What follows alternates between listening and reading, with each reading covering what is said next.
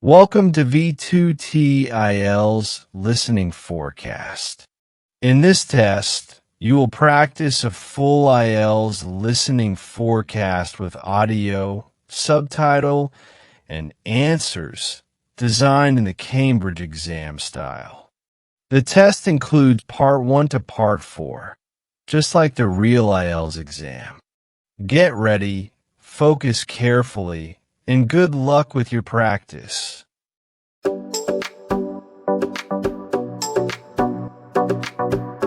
Section 1. You will hear a conversation in an international airport between a newly arrived student, Jenny Lee, and an agent at the lost luggage counter. First, you have some time to look at questions 1 to 4.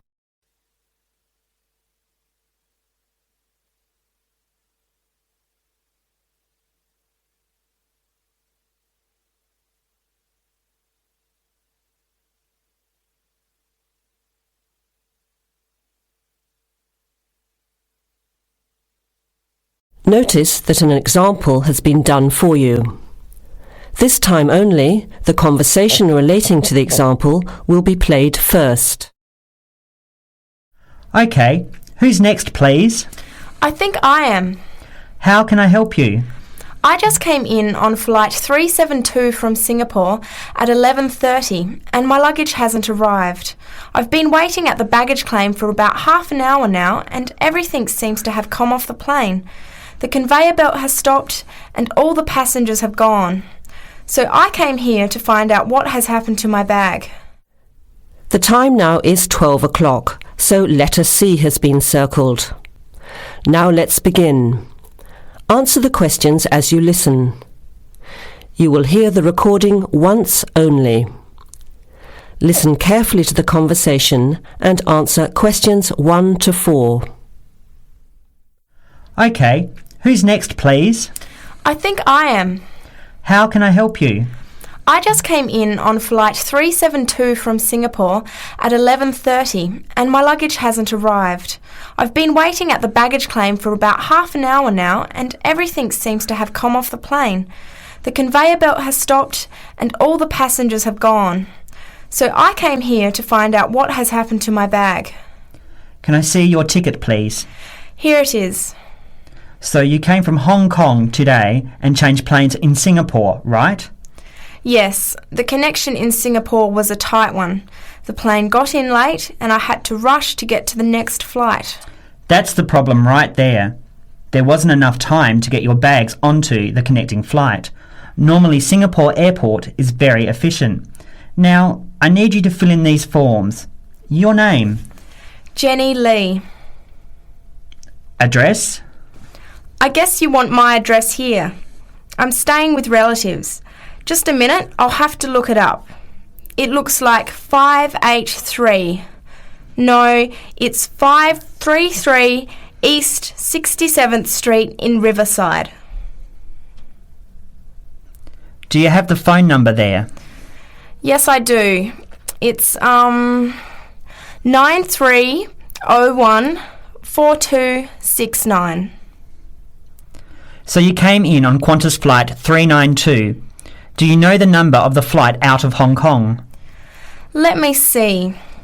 I think it was Cathay Pacific 900 or something. Oh yes, it says here, CX912. Before you hear the rest of the conversation, you have some time to look at questions 5 to 10. Now listen and answer questions 5 to 10. Right. Now, I need a description of the luggage. How many pieces did you check in? Just one. Can you describe it for me? Here is a picture to help you. Okay. It's a big bag, like this one. Rectangular. Not hard shell, but soft covered, and it has a zipper around the front. Is it black? No, sort of a grey colour. Any identification? Just a tag with my name on it.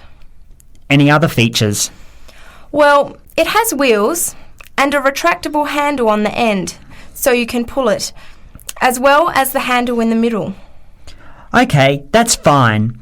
Now, if your bag missed the connection, I'm sure it'll be put on the next flight. I'll email Singapore as soon as I finish here. The next flight comes in at 17:50. That's 10 to 6 this evening. You can pick it up then. 10 to 6? That's too long to wait. Can I get my uncle to pick up the bag on his way home from work? Sorry, you have to be here yourself to clear customs. Of course, I almost forgot. Will the bag come here, to this desk? Yes. You pick it up here, then take it over to the customs area. By the way, don't forget to bring your passport. You will also need to have the key plus your ticket with the baggage claim number on it. Oh, okay. Guess I'll have to come back tomorrow then. It's lucky I packed everything I need for now in my carry-on bag. Yes, that's always a good idea. Be prepared. That is the end of section 1. You have half a minute to check your answers.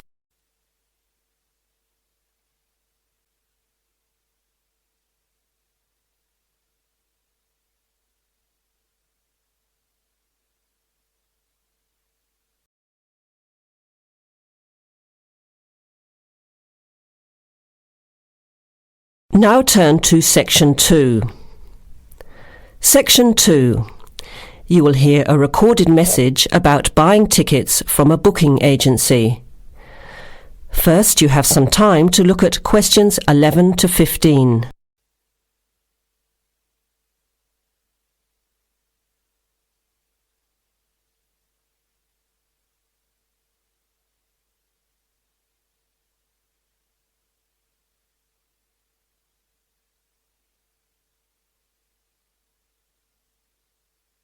Thank you for calling ATS Advanced Ticketing System, the call system for all your entertainment needs. Our automated telephone service is designed to answer your questions quickly and easily. The ATS office in the Regency Theatre is open Monday to Thursdays from 10 a.m. till 5 p.m. and on Friday and Saturday till 8 p.m. For online bookings and detailed program listings, check our website at www.atstix.com. That's spelled ATSTIX.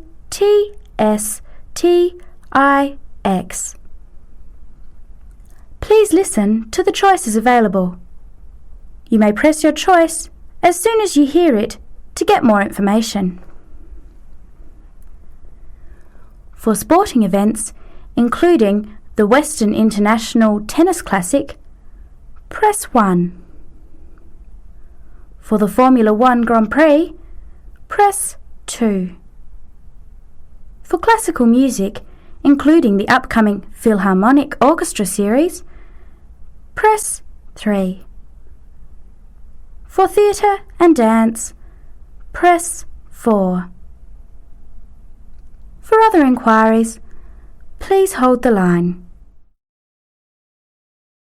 Before the recorded message continues, you have some time to look at questions 16 to 20.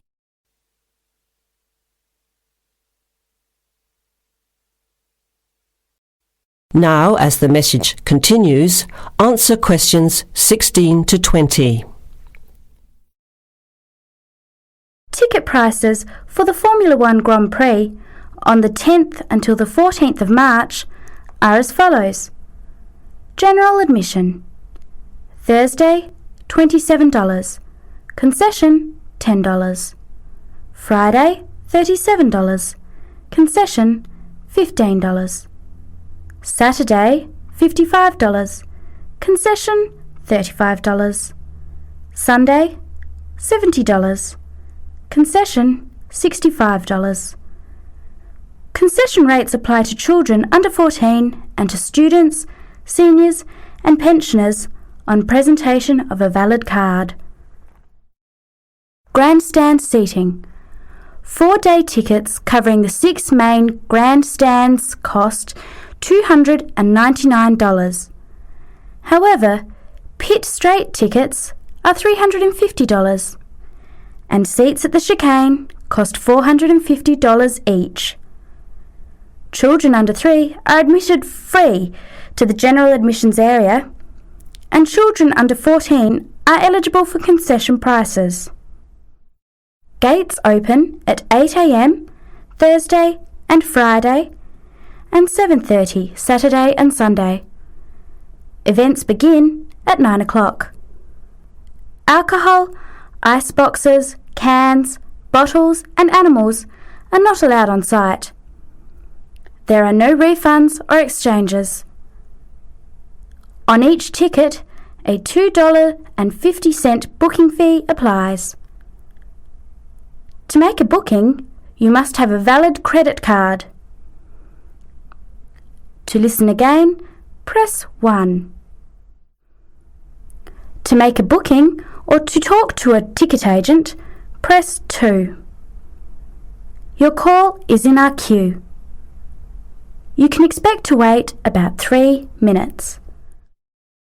That is the end of section 2. You have half a minute to check your answers.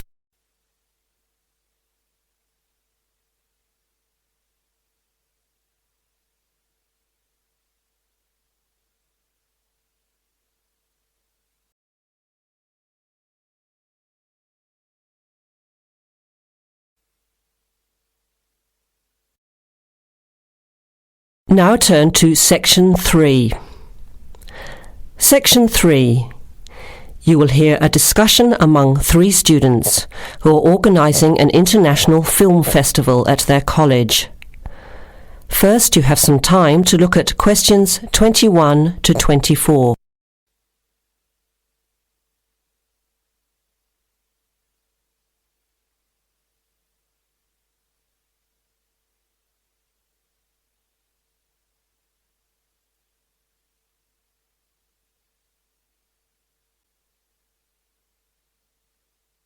Now listen carefully to the first part of the discussion and answer questions 21 to 24. Thanks for coming to this meeting on such short notice, Anna and Veronica. It looks like we have just become the organising committee for this year's International Film Festival. We've all just met, so perhaps we should start by an introduction with a bit of background from each of us. Okay, I'm Anna. I finished 3 years of a languages degree in Sweden, where I come from. This year I decided to study overseas to get to know a different part of the world. I'm also a big fan of European cinema, especially French and Italian. Those are the languages I majored in along with English. To me, film is a great way to learn about the rest of the world.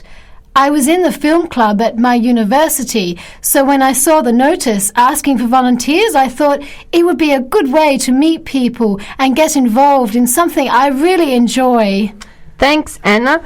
My name is Veronica and I come from Italy. I'm doing graduate studies in English literature. I went to some of the films in the festival last year and enjoyed them. I especially liked the video interviews. That was when I decided to get involved. I used to do film reviews for our student newspaper back home. Hi, I'm Chris from Scotland and I'm in 4th year journalism. Cinema is my hobby.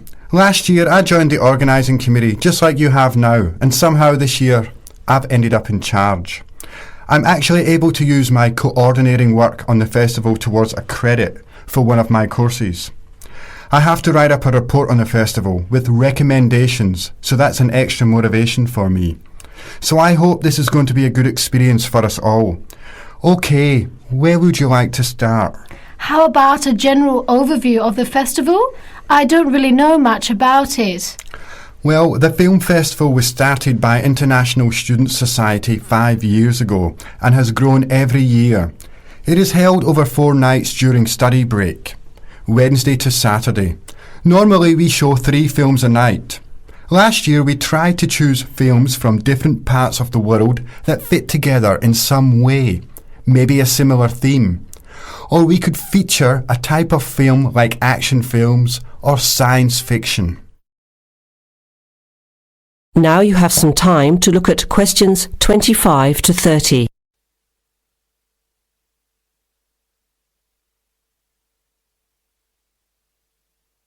to the rest of the discussion and answer questions 25 to 30. Who picks the films? It's up to us on the committee to decide. You mean we get to pick all the films ourselves? What a hard decision. There are so many to choose from. Well, that's the fun part. We have this catalogue of independent distributors. The films are listed by language and have a short summary. We just have to go through it to find a good combination of films that will attract an audience. Veronica mentioned something about interviews. How does that fit in? We set up cameras in the foyer of the theatre and did live interviews before, during intermission and after the screening. Anyone from the audience could come up and talk about the film. The Broadcasting and Journalism School set it up and ran the interviews. They were shown on big screens around the lobby and in the theatre. It went over really well. We had a long lineup of students waiting to be interviewed on TV. Everybody wanted their minute of fame. Great idea. Yeah, it worked really well. We should certainly do something similar again. Maybe even develop the idea further, like a website with audience reviews and discussion, so we can get as much participation and involvement as possible. Hey, that's a good idea. Can I ask a question? None of the films are in English, right? Are they dubbed or subtitled? Well, we do occasionally choose a film in English, but only from unusual places where the dialect is so strong they sometimes need subtitles, like the Caribbean or even Scotland. The majority of films in the festival are foreign language, dubbed in English. We've learned from experience that students don't like reading subtitles. Maybe they read too much already. Whatever the reason, the subtitled films get smaller audiences, so we avoid them as much as possible. So how large an audience can we expect, and how much does it cost to get in? It costs $5 per film or a $20 pass for the whole event. All 12 films for the real movie fan. We would have broken even last year, except for a bad storm on the Friday night. We almost had to cancel the whole thing. But overall, we had a good turnout, more than 2,000 people in 4 days. Oh, that's what I was wondering about, the financial part. Where does the funding come from? What kind of budget do we have? The festival is subsidised by the Student Council. We generate money through advertising and through admission charges. We'll go over the budget in details a little later, but we've got lots of work to do in the meantime. I guess we have to start pretty soon. Well, I think by the 1st of March at the latest. We need to select all the films. Then we have to find some advertisers to sponsor the event. That shouldn't be too hard. We'll just start with last year's list. Our deadline for that should be the middle of March. By the end of March, we need to design the programme. Then we can get posters made up and distributed in April. Like you said, we need some clever promotion, something to generate interest and get people talking. We have 4 months to get ready. It should be enough time. Okay, where do we start? Let's start by talking about films, since that is the best part, and see what we come up with. What was the best film you saw last year? That is the end of section 3. You now have half a minute to check your answers.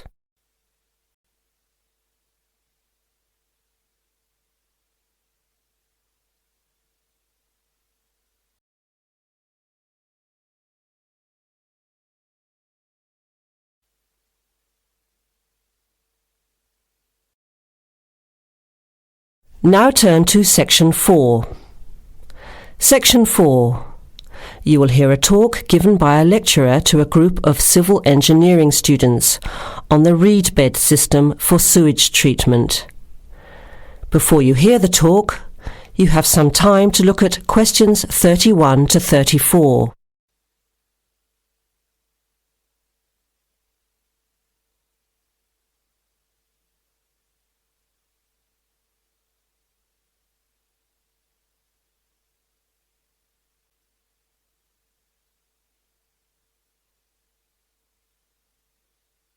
Now listen carefully to the first part of the talk and answer questions 31 to 34. Thank you for inviting me to speak to you today about what is now called the reed bed sewage treatment system. This system uses naturally occurring reeds to treat domestic and industrial waste. It's an environmentally friendly alternative to normal systems. You all know what reeds are like, don't you? Those tall plants with hollow stems that grow in wet places, like marshes, for example. Here's how the system works. First of all, an artificial marsh is created. To do this, holes are dug about 1 metre deep and usually rectangular in shape. They are then lined with clay or plastic, and the liner is covered with gravel. After that, a system of tubing is laid, with holes in it, and more gravel is added to cover that. Finally, reeds are planted in the bed. The sewage is brought to settling tanks. From there, it is distributed to the roots of the reeds through the tubing. Note that the waste material enters the beds underground and remains underground. The reeds conduct oxygen very efficiently through their stems to the roots system. Here, bacteria work to reduce the waste material to basic elements. What comes out of the artificial marsh is water that has been cleaned through a natural process. The purified water leaves the reed bed through a simple outflow pipe. The water that comes out has to be tested. Sometimes it's held in a pond until it evaporates or soaks into the ground. Sometimes, after testing, the water is discharged directly into streams and rivers. Before the talk continues, with questions from the students, you have some time to look at questions 35 to 40.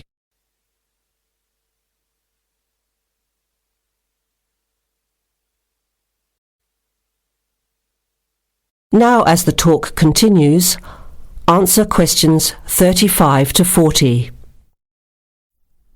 The reed bed system originated in Germany in the 1970s, and installations have been built in a number of countries throughout the world.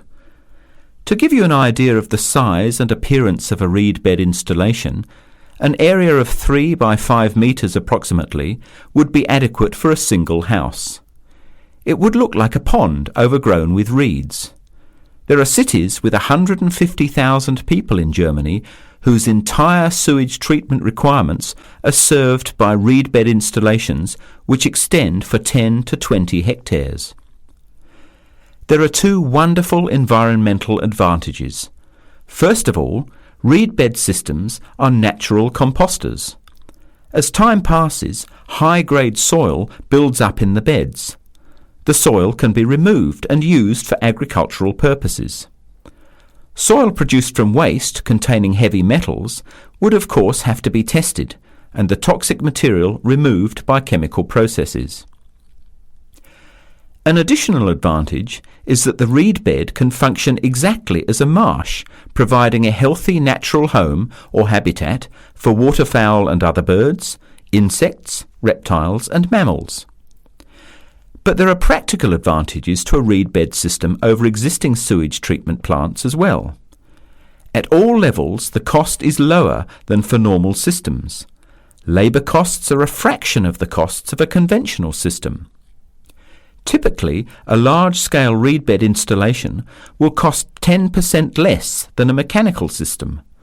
They require little maintenance, and unlike mechanical systems, the efficiency of reed beds increases over time.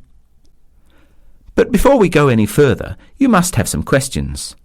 Maybe this sounds too good to be true. That's exactly what I wanted to ask. If these systems have so many benefits, why aren't they more popular? Why don't we see them everywhere? As I said, the technology is now almost 40 years old. Demonstration projects of all types have been built and monitored and are slowly convincing regulators of the advantages of the system. But you have to understand that regulating authorities are by nature conservative and resist change. Typically, there's a lot of opposition to these systems by manufacturers and by everyone involved in maintaining the conventional systems. Reed bed systems require fewer staff to operate, so there would be a decline in the workforce. Therefore, unions would resist the change as well. What happens to reed beds in winter? Does the efficiency decrease? The above-ground part of the plants die back in cold weather, but the roots remain alive and active, and the system continues to work just as effectively in winter. As soon as the weather warms up, new reeds appear and grow quickly. Is there a problem with mosquitoes in these ponds? Well, they're not exactly ponds with standing water. The beds look more like a field covered with long grass. The soil is moist, but not like a swamp, so there would be no more mosquitoes than in any other field. Remember, the effluent enters the beds underground and remains underground. OK, let's get into some of the technical details now, and I'll answer questions as they come up. That is the end of section 4. You will now have half a minute to check your answers.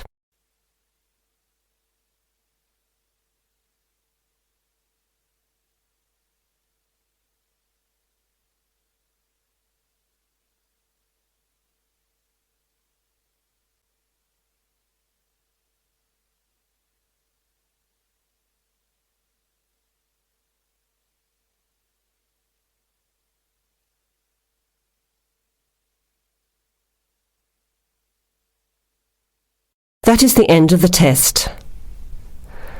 Now check your score, but don't forget to review the section in the book on how to improve your vocabulary and listening skills.